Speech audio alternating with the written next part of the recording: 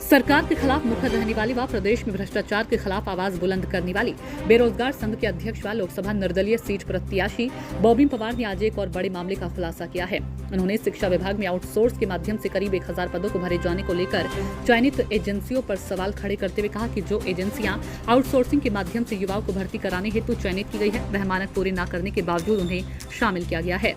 उन्होंने कहा कि छूट के दायरे में केवल लघु व सूक्ष्म कंपनियां आई थी, बावजूद इसके मध्यम वर्ग की कंपनियों को भी छूट दी गई है।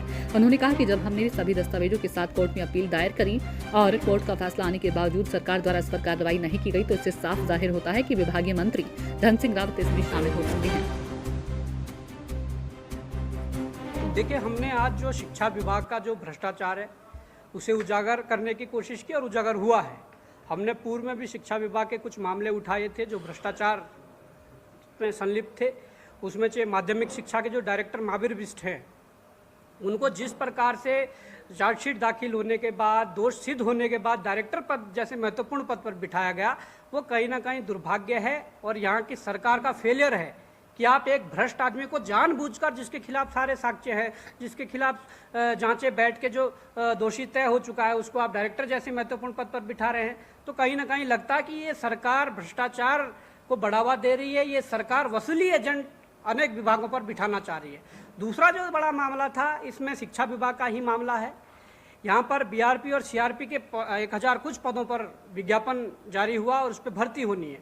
उसके लिए एक आउटसोर्स एजेंसी का चयन इन्होंने किया और उस आउटसोर्स एजेंसी के चयन में जो अनियमितताएं हुई है, उस चीज़ को उजागर करने की हमने कोशिश की। हमने आरटीआई के माध्यम से और तमाम प्रकार के अन्य स्रोतों से हमने जो जानकारियाँ इकट्ठा की, उसमें साफ तौर पर ये चीज़ें सामने आई है कि एक ऐसी कंपनी जो मानक पूरे नहीं करती है, उस कंपनी को ऐसे जिम्मेदार पदों पर चयन प्रक्रिया की जिम्मेदारी दे दी है।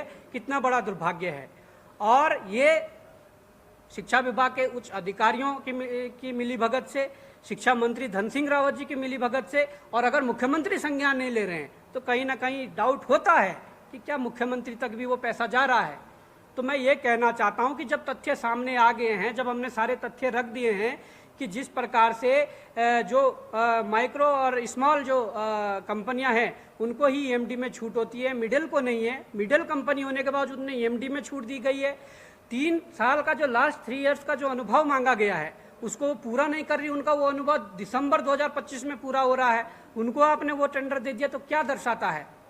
उसके बाद और जो चीज़ें हैं, तमाम प्रकार की जो हमने चीज़ें उजागर की है, तो इससे तो साफ साफ ये सामने आता है कि हमने जो कोर्ट का जजमेंट, डबल बेंच का जो जजमेंट था, वो चीफ जस्टिस रितु बहारी जी और राकेश थपलियाल जी का जो जजमेंट है, उसमें साफ लिखा हुआ है, जो कंपनी कोर्ट गई, उत्तराखंड की जो कंपनी है, उसको उन्होंने वेल क्वालिफाइड बताया कि आप इसमें फुली क्वालिफाइड हो और आपको मिलना चाहिए। बावजूद उसके उत्तराखंड के जो शिक्षा विभाग के जो अधिकारी है, कोर्ट के डिसीजन को दरकिनार करते हुए अपनी समिति बिठाकर उसमें फैसला ले लेते हैं। ये माननीय न्यायालय से इतने बड़े हो गए हैं।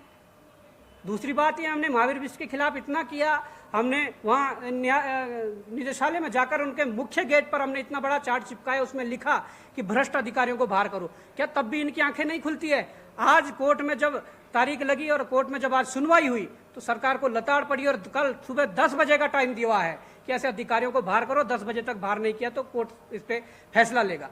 तो हमने तो जो भी आवाज उठाई वो हमेशा प्रदेश के भले के लिए उठाई है, भ्रष्टाचार पर उठाई है। पर यहाँ के अधिकारी, यहाँ के नेता क्यों भ्रष्टाचारियों को बचाना चाहते हैं, सबसे बड़ा सवाल ये है।